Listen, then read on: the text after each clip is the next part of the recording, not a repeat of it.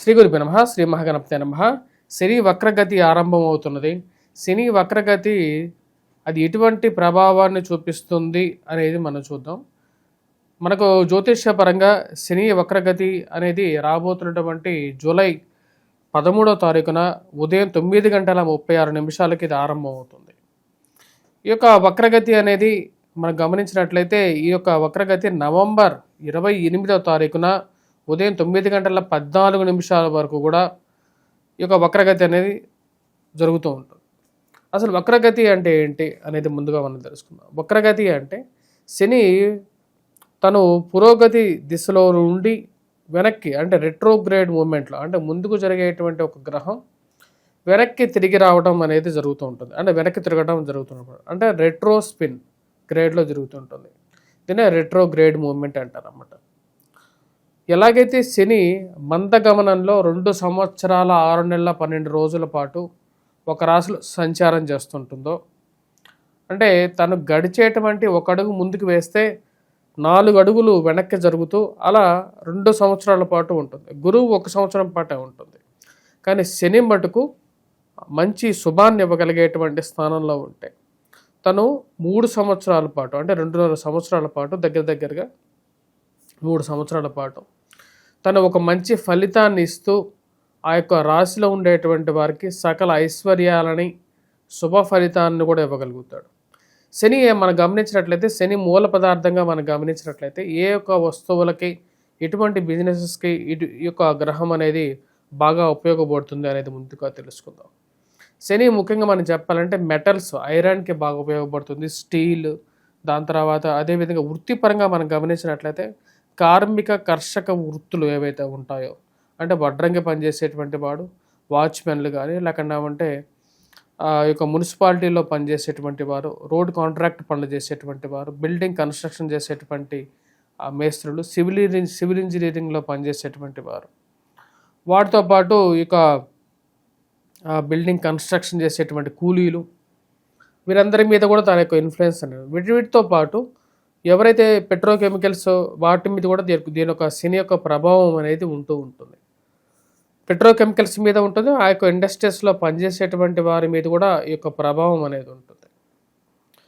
ఇక మరి అదే విధంగా స్టీల్ ఇండస్ట్రీస్లో పనిచేసేటువంటి వారు, building and roads and contractors పనిచేసేటువంటి వారి మీద కూడా ఉంటుంది. స్థానాన్ని బట్టేసేసి ఫైనాన్షియల్ ఇష్యూస్ మరి అదేవిధంగా వైవాహిక జీవితంలోనూ దీని యొక్క ప్రభావం అనేది శని యొక్క ప్రభావం అనేది ఉంటూ ఉంటుంది అన్నమాట. ఇప్పుడు జరుగుతున్నటువంటి వక్రగతి అనేది వచ్చినప్పటికీ మీనరాశిలో జరుగుతున్నది. మీనరాశిలో జరుగుతున్నటువంటి వక్రగతి రాబోతున్నటువంటి జూలై 13వ తారీఖు నుంచి మనకు 3 నెలల పాటు అంటే 3 నెలల కన్నా ఎక్కువగా మనకు వచ్చినప్పటికీ ఈ యొక్క దాటి ఒక వక్రగతి అనేది ఉంటుంది. వక్రగతి ముగించుకున్న తర్వాత మళ్ళీ పురోగతిలోకి మళ్ళీ శని అనేది జరుగుతుంది అన్నమాట. ఈ యొక్క వక్రగతి ముగిసిన తర్వాత ముగియ ముందు ఎటువంటి ప్రభావం చూపించబోతుంది ద్వాదశ రాశుల వారి మీద అనేది మనం ఇప్పుడు చూద్దాం. అదేవిధంగా వృత్తిపరంగా కూడా ఎటువంటి ప్రభావాన్ని చూపించగలుగుతుంది అనేది కూడా మనం క్లియర్గా తెలుసుకుందాం. మకర రాశి వారికి రాబోతున్నటువంటి యొక్క శని వక్రగతి అనేది ఎటువంటి ఫలితాన్ని ఇస్తుందని చెప్పి చూద్దాం. శని వక్రగతి యొక్క రాబోతున్నటువంటి జూలై 13వ తారీఖు నుంచి మొదలవబోతున్నది. ఈ యొక్క వక్రగతి మకర రాశి వారికి యోగకారకమైనటువంటి ఫలితాలు ఇవ్వగలుగుతుంది. కాకపోతే కొద్దిగా ఫైనాన్షియల్గా కొన్ని చిక్కులు ఎదురవడానికి కూడా అవకాశం అనేది గోచరిస్తుంది. అనవసరమైనటువంటి ఖర్చుల విషయంలో దూరంగా ఉండడానికి ఎక్కువగా ప్రయత్నం చేయండి. కాకపోతే ధైర్యం అనేది ఉంటుంది.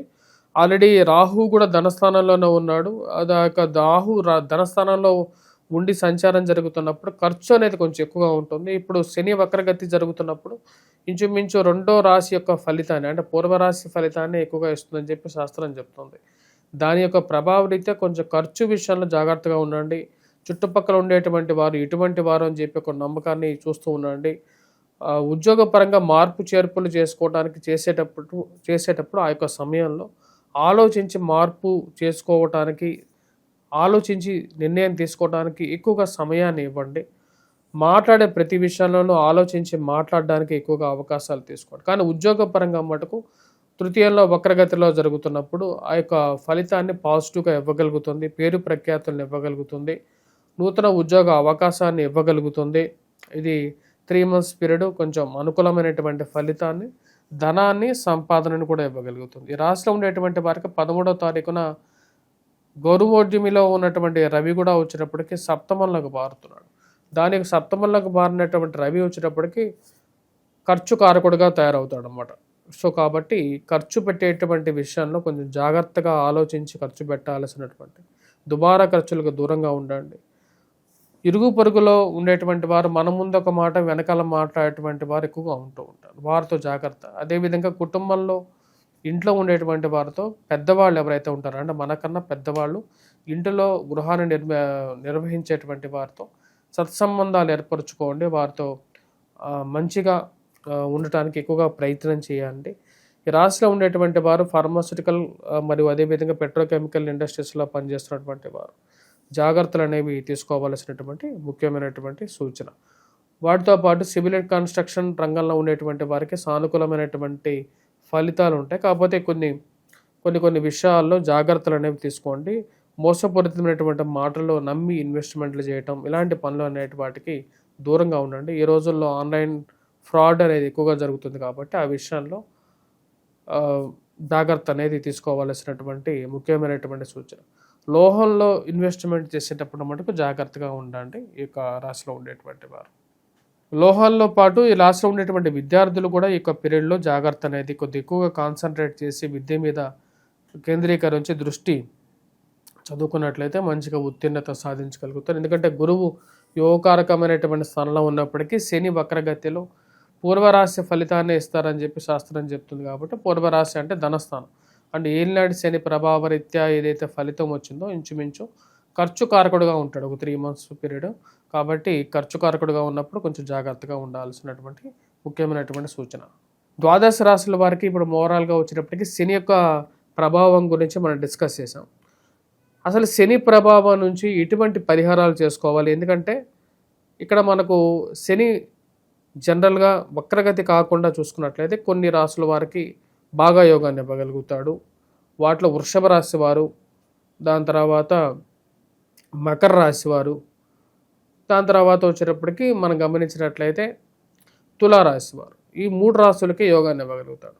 వక్రగతి జరుగుతున్నప్పుడు ఏంటంటే కేంద్ర స్థానాల్లో ఉన్నప్పుడు కొంచెం యోగాన్ని అటు ఇటుగా ఇస్తూ ఉంటాడు, కొంచెం బెటర్ రిజల్ట్స్ ఇస్తూ ఉంటాడు.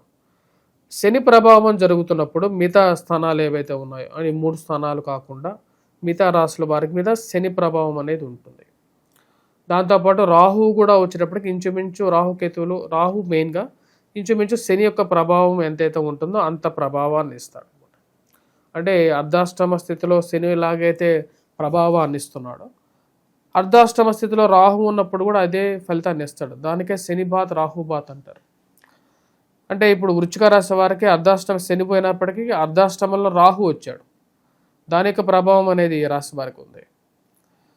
సో ఈ రాశిలో ఉండేటువంటి వారు మెయిన్గా ఈ యొక్క ఎటువంటి పరిహారం చేసుకోవాలి మిగతా రాశుల వాళ్ళు అనేది చూద్దాం. ముఖ్యంగా మనం గమనించినట్లయితే శనికి ఎన్నో రకాల పరిహారాలు చేసుకోవచ్చు. అఘోర పాశుపత హోమం అనేది ఒకటి చేసుకోవచ్చు. ఒకవేళ మీ యొక్క జాతక చక్రంలో శని మహర్దశ నడుస్తూ మీకు రాహు మహర్దశ కానీ శని మహర్దశ కానీ జరుగుతున్నట్లయితే ప్యారలల్గా ఏలినాటి శని ప్రభావం కానీ అర్ధాష్టమం కానీ అష్టమ శని ప్రభావం కానీ జరుగుతున్నట్లయితే రిజల్ట్స్ అనేది కొంచెం సేమ్ అలాగే ఉంటుంది అన్నమాట. అంటే రాహు మహర్దశ కానీ శని మహర్దశ కానీ జరుగుతూ అర్ధాష్టమ శని, అష్టమ శని, ఏలినాటి శని ఇవి జరుగుతున్నట్లయితే మటుకు సేమ్ రిజల్ట్స్ ఉంటూ ఉంటాయి. అంటే కొంచెం నెగిటివ్ రిజల్ట్స్ ఎక్కువగా వస్తూ ఉంటాయి. అలాంటప్పుడు కంపల్సరీగా మీరు వెంకటేశ్వర స్వామి దేవాలయ దర్శనం చేసుకోండి. సింపుల్ రిజల్ట్స్ కావాలనుకుంటే డబ్బులు ఖర్చు పెట్టకుండా మీరే ఇంట్లో చేసుకునేటువంటి వాటి గురించి మనం ముందుగా డిస్కస్ చేద్దాం. వాటిలో వచ్చేటప్పటికి శనికి తైలాభిషేకం చేయండి. అది చేసే సమయం కూడా వచ్చేటప్పటికి శని హోరా సమయంలో చేయండి. ఒక రోజులో శని హోరా సమయంలో చేయండి. శనివారం పూట చేయండి. మరియు అదేవిధంగా ఒక నల్లటి గుడ్డ తీసుకొని దాన్ని 7 పాయలుగా దాన్ని విభజించి దాన్ని నూనెలో నానబెట్టి ఆ నూనెను నానబెట్టిన తర్వాత నువ్వుల నూనెలో నానబెట్టిన తర్వాత శని ముందు దీపారాధన చేయండి. శనివారం పూట శనిహోరా సమయంలో చేయండి. ఇలా 7 శనివారాలు చేయండి. చేసేటప్పుడు ప్రతిరోజు తలస్నానం చేసి శనివారాలు చేయండి. శనివారం నాన్ వెజిటేరియన్ డ్రింక్స్ తీసుకోవద్దు, వాటికి కొంచెం దూరంగా ఉండండి. ఎందుకంటే శని ప్రభావం అనేది ఇంకా కొంచెం ఎక్కువ అవుతూ ఉంటుంది. లగ్జరీ ఐటమ్స్కి కొంచెం దూరంగా ఉండండి. శని లగ్జరీని ఎక్కువగా యాక్సెప్ట్ చేయడు. ఇవన్నీ చేసింటే ఇవి కొంచెం మీకు సింపుల్ రెమెడీస్గా ఉంటాయి. దాంతోపాటు నువ్వులు ఏవైతే ఉంటాయో నువ్వులు ఎవరికైనా దానం చేయడానికి దానిలో ఒక శీల వేసేసి, ఇనప శీల, ఎవరికైనా సరే బ్రాహ్మడు అక్కడ ఉంటే వాళ్ళు తీసుకుంటారు, వారికి దానం చేయండి. లేదా లేని పక్షాల్లో ఆ నువ్వుల నూనెతో కొనుక్కొని వచ్చి స్వామివారికి అభిషేకం చేయండి. మరియు వాటితో పాటు ఏదైనా దేవాలయంలో పాత ఇనుముని దానం చేయండి, స్టీల్ని దానం చేయండి. మరియు అదేవిధంగా గోధుమతో చేసినటువంటి రొట్టెలని, నల్లటి ఆవులు ఏవైతే ఉంటాయో కపిల గోవులు అంటారు, ఈ యొక్క శనివారం పూట ఆ యొక్క ఆవులకి తినిపించండి. గోధుమ రంగులో ఉండేటువంటి ఆవులు ఏవైతే ఉంటాయో వాటికి కూడా తినిపించవచ్చు, లేని పక్షాల్లో ఈ యొక్క ఆవులకి చేయించండి. వీటన్నిటితో పాటు ఈ రాశిలో ఉండేటువంటి వారు ముఖ్యంగా శనివారం పూట నువ్వులతో చేసినటువంటి బిస్కెట్స్ కానీ ఇలాంటివి ఏవైతే ఉంటాయో వాటిని కూడా ఎవరికైనా పిల్లలు ఉండేటువంటి పిల్లలు, ఎవరైతే ఆడుకునేటువంటి పిల్లలు నువ్వుల ఉండలు కానీ ఏవైతే ఉంటాయో ఆ నువ్వుల ఉండలని కూడా మీరు ఏం చేస్తారంటే వెంకటేశ్వర స్వామి దేవాలయంలో ఇచ్చి అక్కడ పూజ చేయించిన తర్వాత నువ్వుల ఉండలని అందరికీ పంచిపెట్టచ్చు. ఇలాంటి పరిహారాలు చేయడానికి ఎక్కువగా ప్రయత్నం చేయండి. వీటితో పాటు ఈ రాశిలో ఉండేటువంటి వారు ముఖ్యంగా వచ్చేటప్పటికి అఘోర పాశుపత హోమం అనేది కూడా ట్రై చేయొచ్చు. అఘోర పాశుపత హోమం, శివాభిషేకం కూడా చేసుకున్నట్లయితే కొంచెం సానుకూలమైనటువంటి ఫలితాలు పొందగలుగుతారు.